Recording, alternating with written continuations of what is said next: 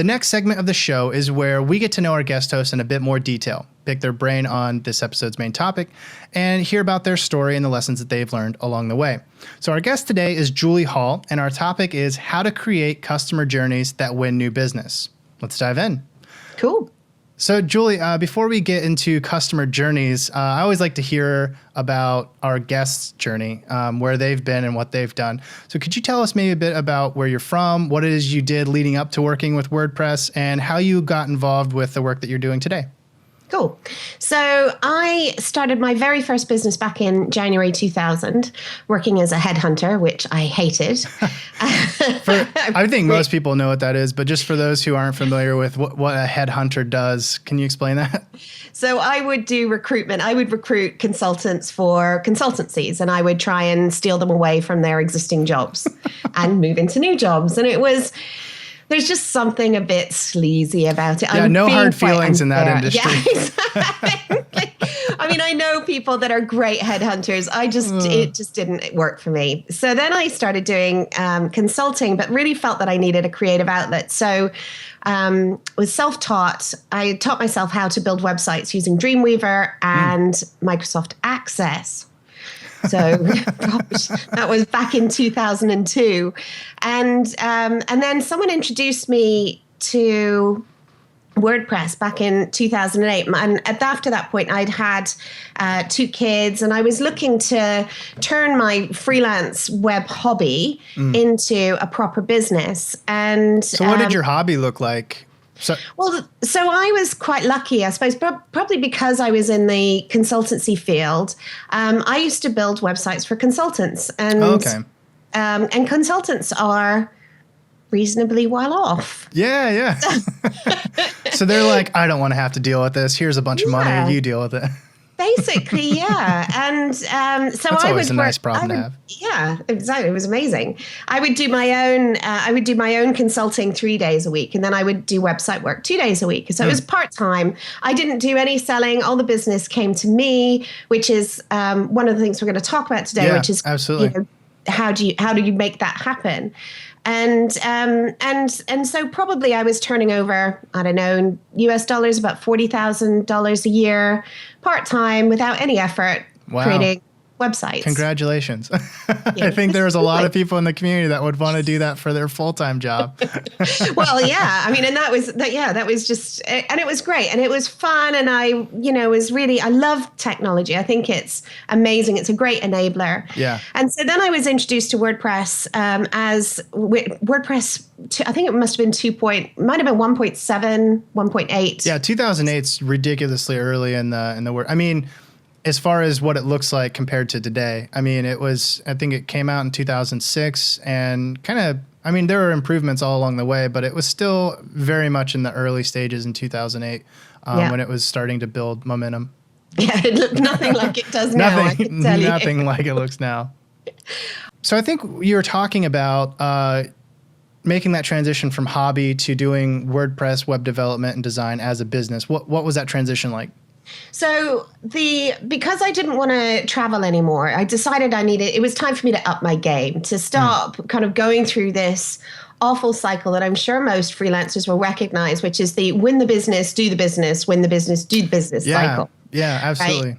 So you constly feel like you're chasing. It's just a constant hustle. And sometimes the grind is too much because there's no rhythm to it. It's just, it's not like doing a long distance race where you can pace yourself. In order to keep on top of things, you have to do all of life as a sprint, and it just gets to be too much.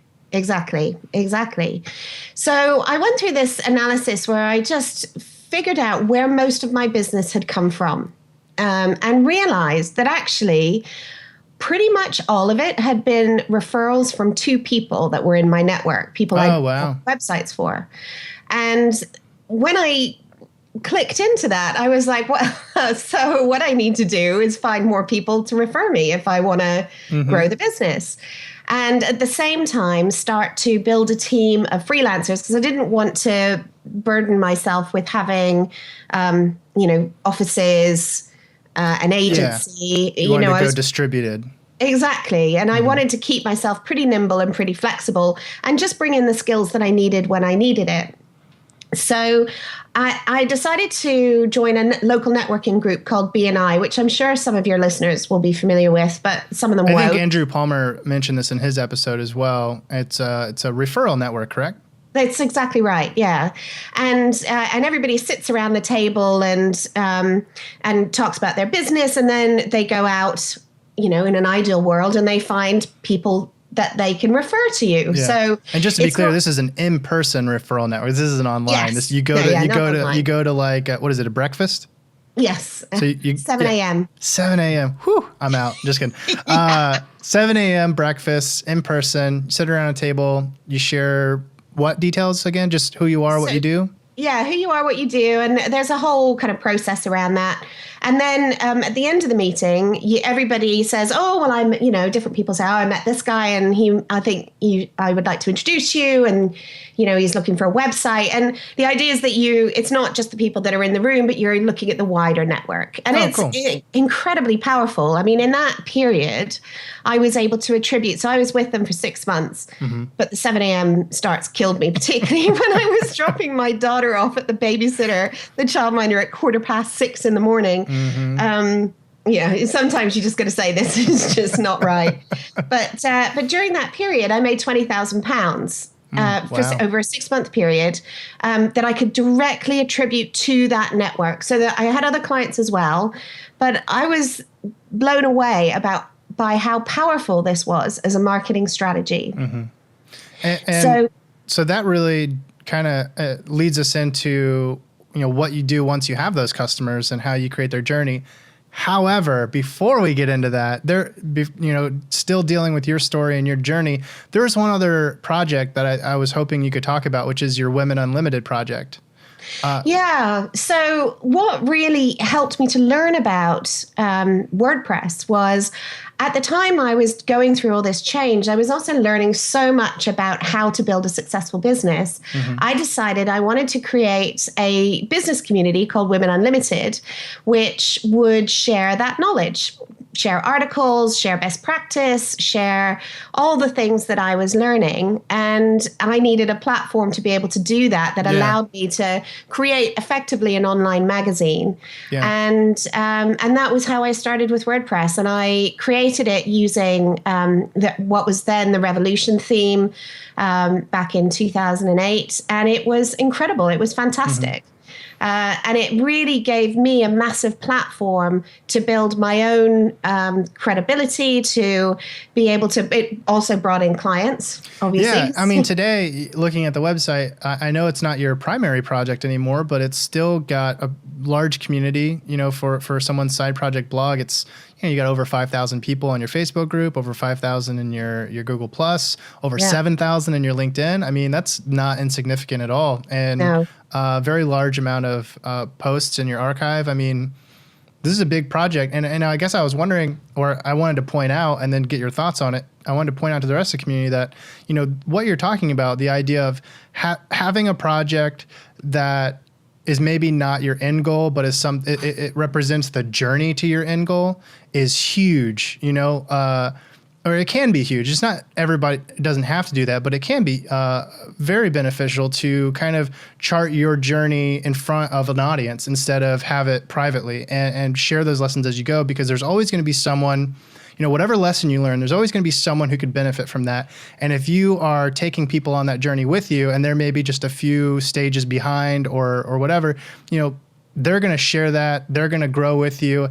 And, whether or not you maintain that community forever or not, having that experience and having it in public and having it as a legacy, I think is only going to be beneficial. I've never heard of anybody regretting, starting a successful blog, No, absolutely. And it has definitely been probably one of the things I'm most proud of in my life. It's been incredible. And I know it has served and helped so many people, both men and women, interestingly, because I do get, I get guys coming on our webinars as well as women. And I've had customers that are men as a result of the work that I've done with Women Unlimited. So it's been an incredible marketing tool, but it has also massively served a huge community of people. All right, so let's start to shift our conversation to the main topic, which is how to create customer journeys that win new business. So we talked in previous episodes about creating a conversation with your customers, creating sales funnels. There is one thing that I like to point out, which is that, from my perspective, the difference between a customer journey and a sales funnel is its objective is a sale. A customer journey's objective is not only a sale, but it's sort of like experience design. You want to not only close the sale, but you want to do it in a very certain way, a very specific way that ideally leaves that client or customer feeling both empowered and positive about the experience, not just, a statistic of, I got their money. Would you agree with that? Absolutely. And I think I think there's so many things that are involved in the customer journey, but it absolutely starts, the sale is only the first step, right? Mm-hmm. So the reason that I would get referred was because... I would say that getting a lead is the first step, and then getting them to the sale, and then there's maybe a second customer journey after that. I don't want to put words in your mouth, but I guess what I'm saying is I'm interested in, I guess, two different customer journeys, not just the one that results in, not just the one that you do after someone comes on board, but also the one leading up to that initial sale. I suppose I don't necessarily think of that sales process as, to me, it's all one process. Okay. And because everything you do is the reason you get referrals is because the experience of the customer is so, that the person that's referred you is so good that's what they're talking about before you've even spoken to the prospect. So it is a full circle, if I'm making sense. It goes from, I think the things that I do differently, perhaps, than some of the other people, the reason why my clients keep coming back or refer me on to others is because they feel so well cared for. And it's not just a website that I'm building for them. It's a whole marketing experience that they have and a customer care experience. So when somebody comes to me as a referral, particularly when they come as a referral from somebody that has had a website from me already, they're 80% sold going into that conversation. Yeah. I don't have to tell them I'm a great web designer. I don't have to tell them that the experience is going to be an amazing experience because somebody else has already done that for me. Mm-hmm. And that's why 90 to 95% of my business comes from referral because that makes a lot of sense because I was talking about what are the stages of getting people, but I guess your earlier talk about spending the time to build a referral network and making sure that's in place. That is really that initial customer journey because they're basically just waiting for you to say, yeah, come on board. Like you're now going to be my customer. And then you have a very specific experience that you've crafted for them. Exactly. And what you do is you give them confidence, you listen. I mean, this is not new stuff, right? Yeah.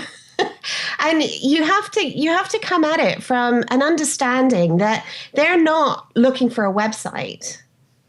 They are looking for what the website is going to do for them. Mm-hmm. So when you understand what their needs and their desires are, it's not just about being a great designer.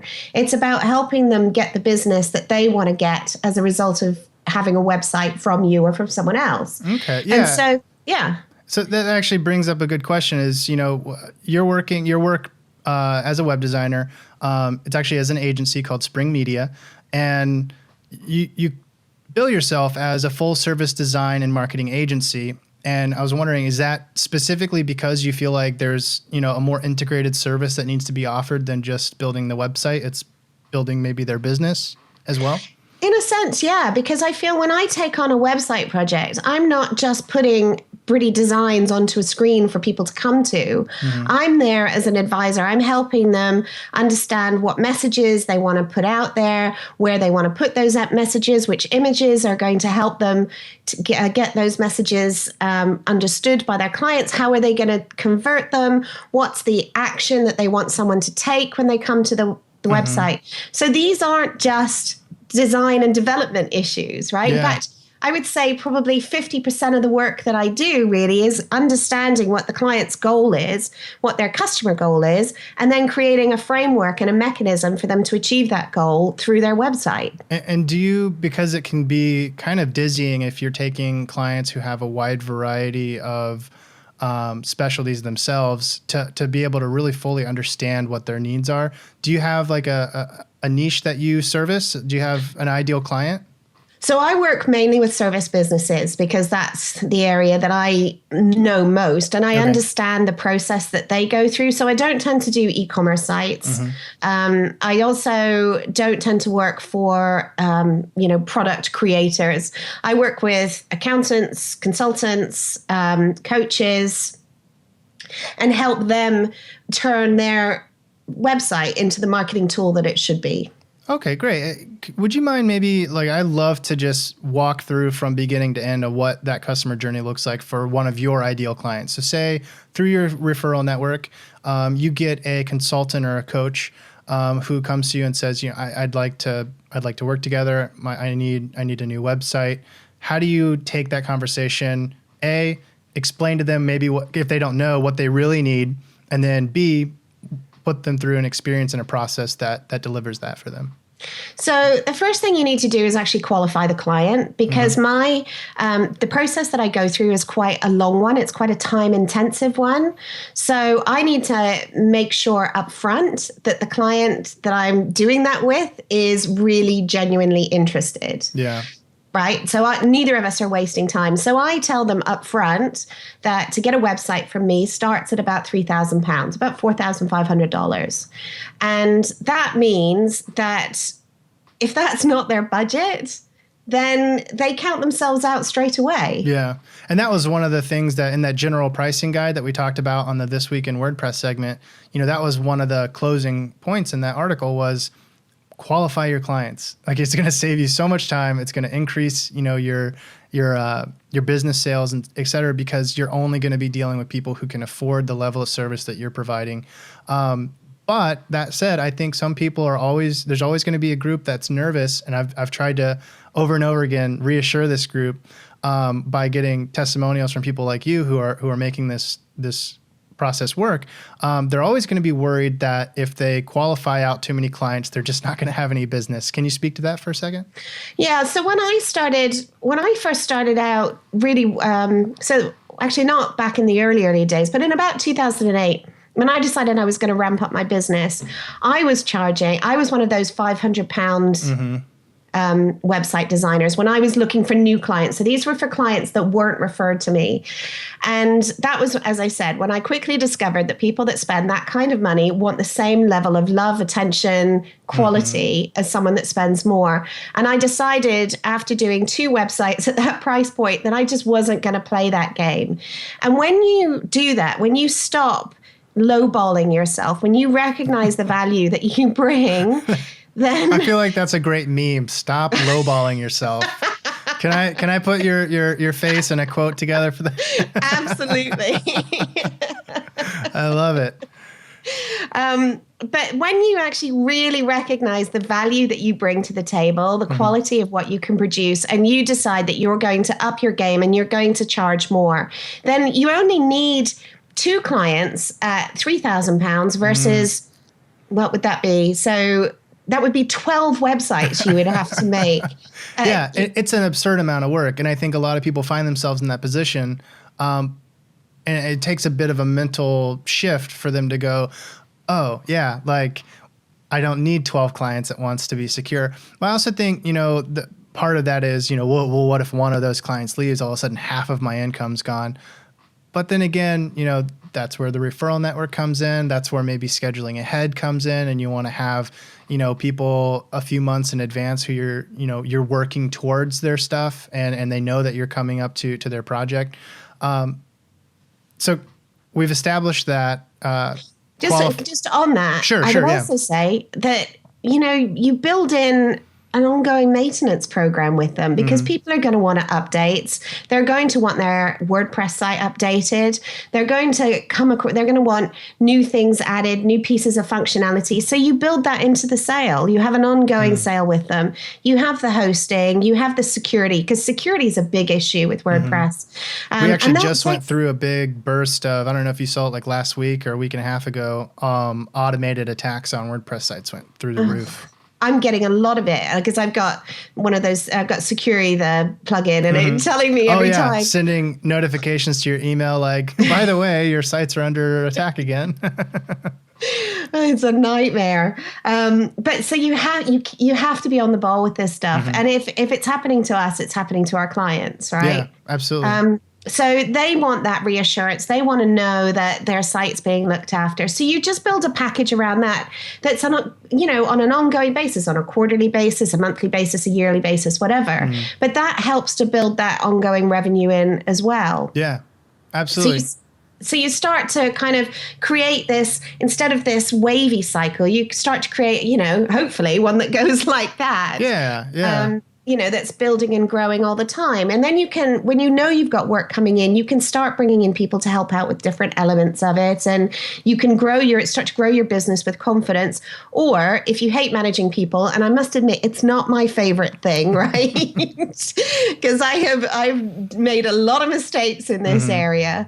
Then you just decide you're just going to be the best damn web designer. Can I say that? Can you use that? Yeah. The best damn web designer out there.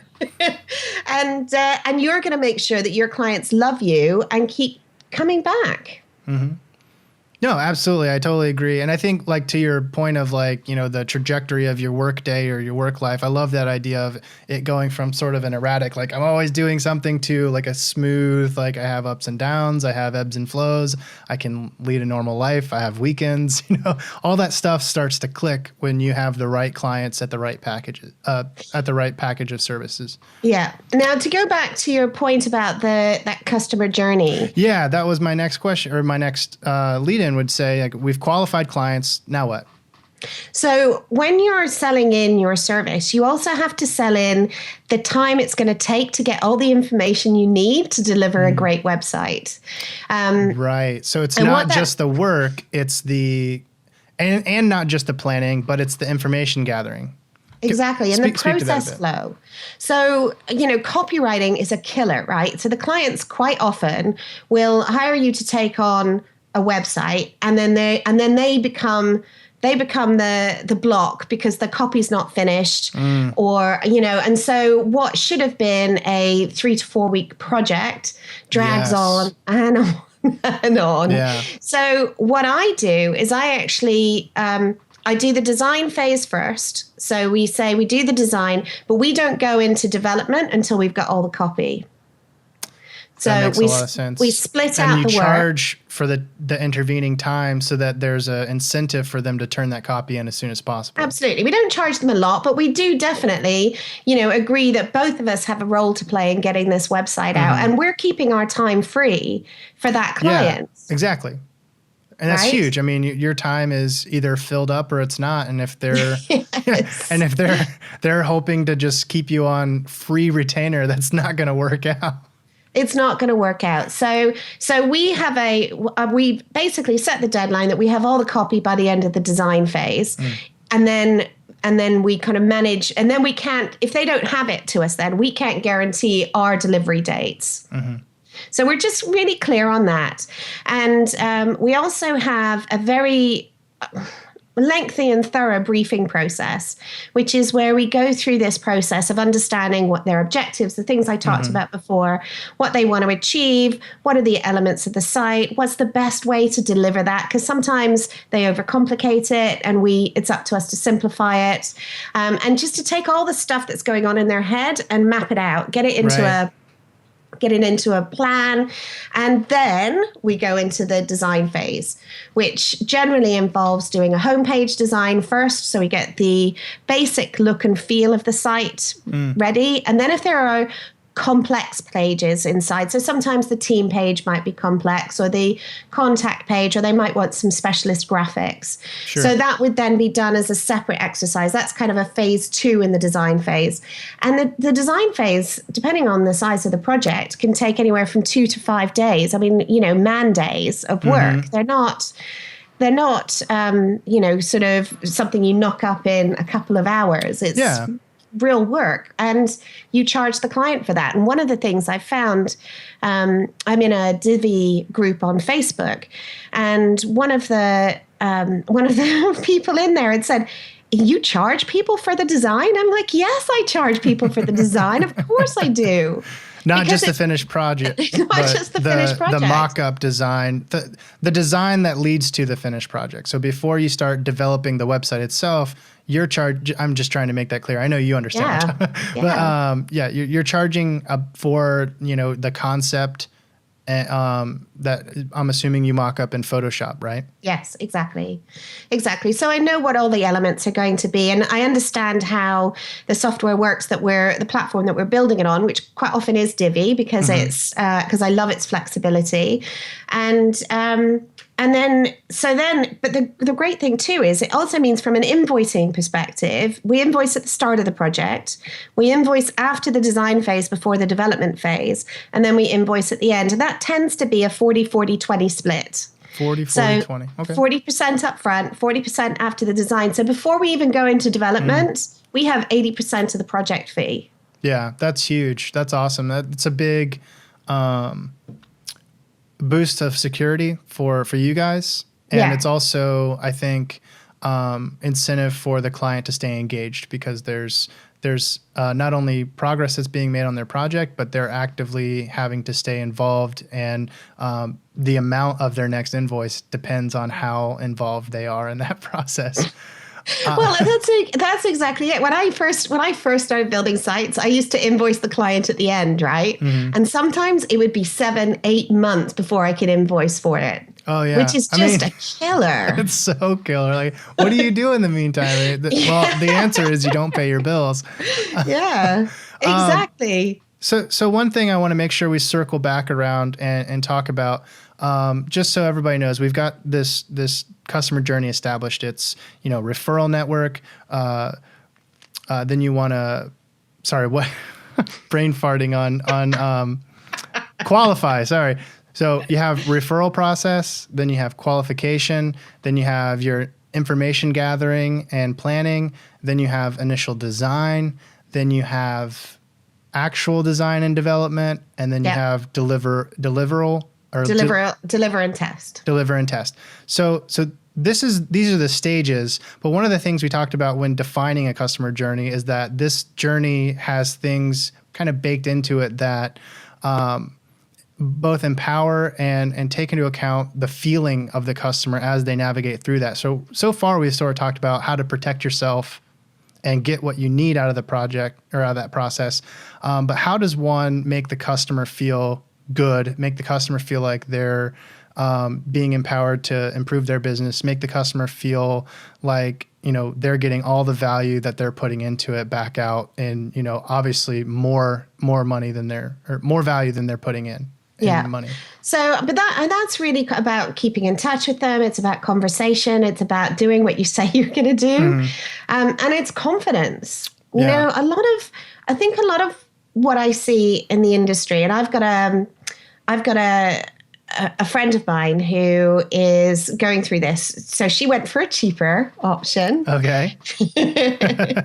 And she is working with a company that was supposed to have the website completed by, actually, I think it was today or yesterday. And he didn't do the design phase. So he's just building it on the fly. Oh, right? Wow. That's hard to do. I mean, it's hard to do well. It is hard to do. And you just don't get the same quality because the thinking hasn't gone into how the different components fit together. Also, he says all the right things when she speaks to him on the phone, and a week later, nothing's happening. Right? For me, that is a massive difference between her experience that she's getting and the experience that my clients get. Sure. Right. I'm Yeah. there all the time. I'm updating them. I'm chasing them. I'm talking to them about what's going on. I'm showing them things that we're doing.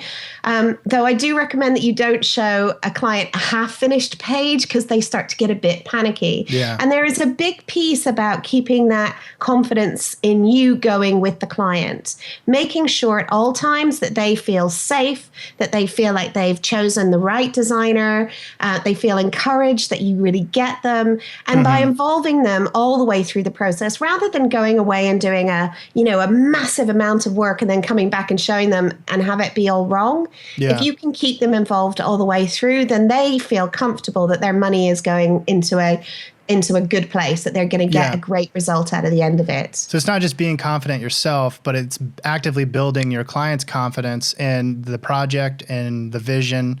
I think one thing that you've done on your website, and I think probably with the documents that you share back and forth with your clients, I don't know, I haven't seen those, but it seems like you have really taken time to craft those elements that are meant to be guides for your clients, and you made them beautiful. You've made them easy to understand and follow. And I think as far as that confidence building goes, that's something they're going to look at and they're going to go, oh, this person has their shit together. I can trust them. I mean, hopefully, like, I think, that's just important to, I can't, stress that enough, is that, your presentation, whether or not you know what you're doing or not, that's going to have a huge impact on what people perceive you to be, So you can be a genius, but if people's perception of you is, a bumbling idiot, they're going to think of you as a bumbling idiot, So I think your site is a good example of having done that well. Are there any other elements of the process that you've intentionally crafted in the same way that you've crafted, say, your services page to evoke that confidence?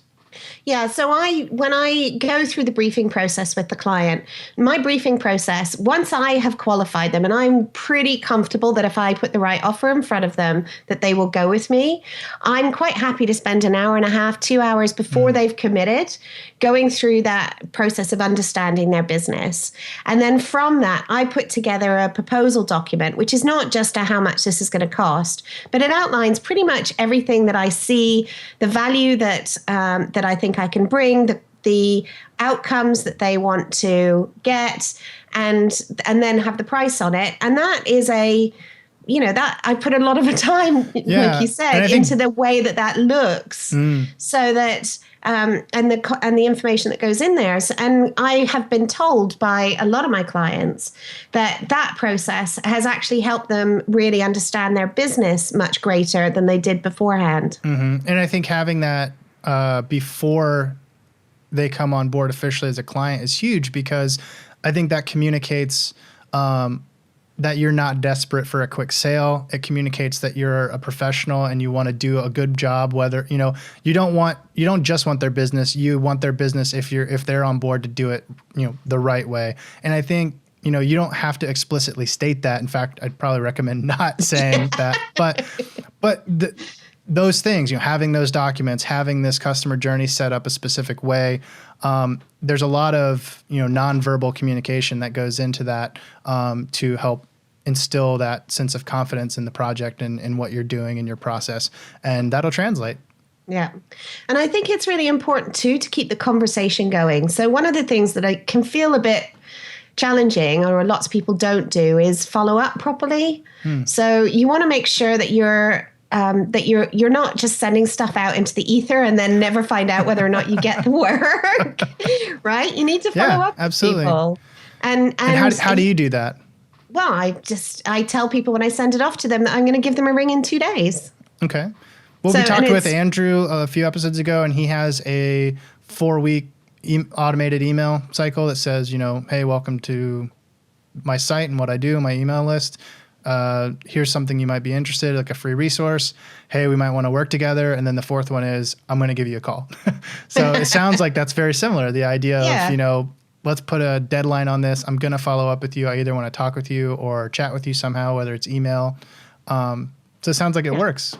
It does. And I would say, probably my conversion rate on my proposals is probably about 70%. That's pretty high. So Yeah, well, and that's because when people work with us, it's because, as I said, they're already sold and they often don't even go anywhere else. You know? Right. They come to you because they got a referral and they don't feel the need to broaden that search because they trust the person who gave them that referral. Exactly.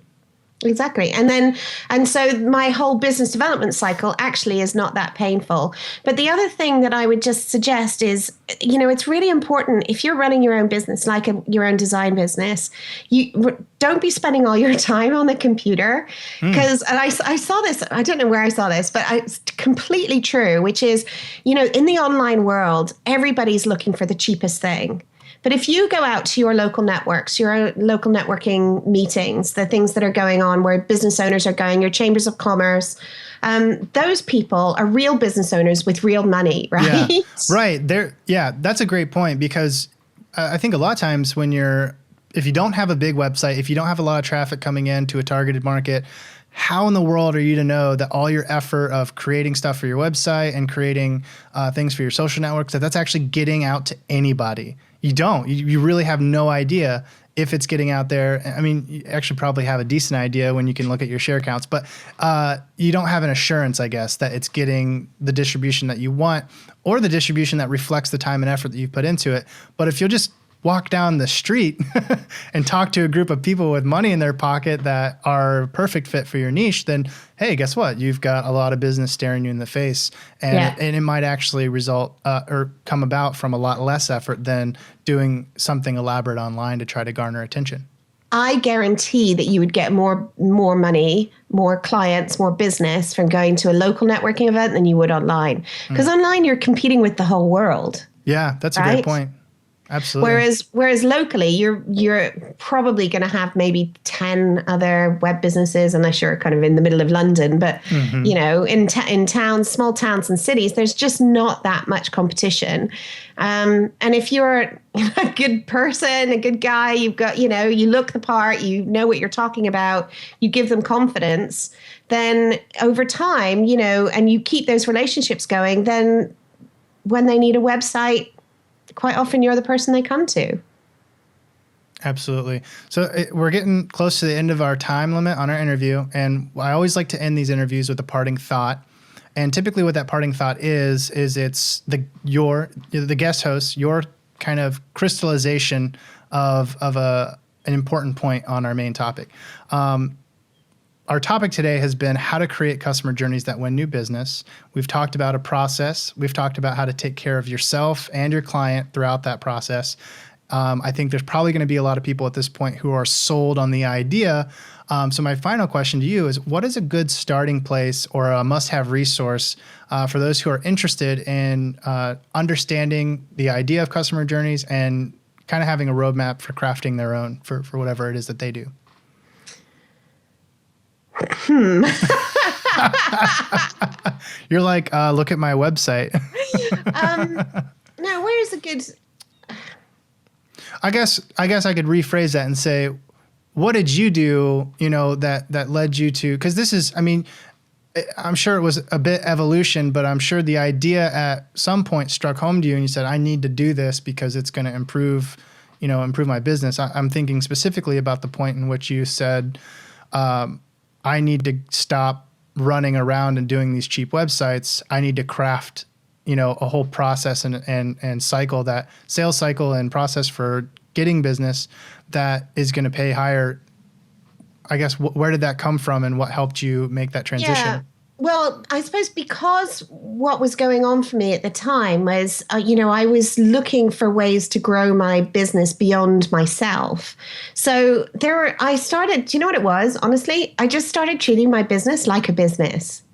I stopped thinking about myself as a web designer, a freelance web designer, and I decided I was going to turn my business into a small boutique agency, which meant that I needed to up my game and I had to do lots of research. So I was probably at the time using business sites. I was being business smart about what I was doing. And I think there are some amazing resources out there, like Forbes is great, Inc. is great, the American Express Forum is great, but also places like Envato. There are lots of places. I'm sure actually the Elegant Themes site will have articles and posts which are about just being smarter and more commercial about how you run your business. But you need to recognize you're not just a web designer, you're a business owner.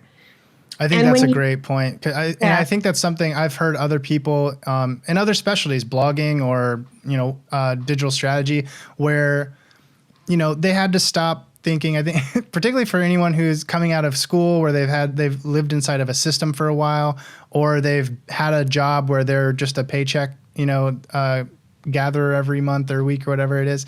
And they start working for themselves. It almost feels like they're cheating. They're like, oh yeah, this is just this thing I do where, I get a couple clients here, I get a couple clients there, and I don't have to go to work every day, If only. Right. But that's how they kind of think of it in their head, even if that's not how it kind of works out on a daily basis. And so that shift from this is just something I do to avoid a real job to I'm a business owner and I need to run this company as if I had, 100 employees or something. Exactly. What would I do? So I think that's a great point, and I think it kind of captures, if nothing else, the absolute mentality that needs to take over for people to really start caring and crafting these types of customer journeys and processes that are going to make their business grow. Yeah, and be a professional. That's it. I mean, that's really what it comes down to. Just be a professional. Treat your clients with respect. Treat your business with respect. Treat yourself with respect. Sounds like a great closing thought. I love it. Julie, thank you so much for joining us on Divination today. Oh, I've loved it, Nathan. It's been a blast. Don't forget, if you're watching this video on YouTube or Facebook, take a moment to subscribe, follow, like, and/or share. It really helps. Thanks.